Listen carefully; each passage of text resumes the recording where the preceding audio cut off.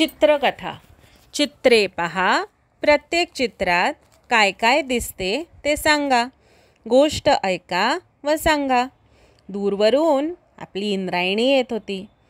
इंद्रायणी म्हणजे काय माहिती आहे ना? इंद्रायणी आपली आगगाडी खूप वेगाने येत होती.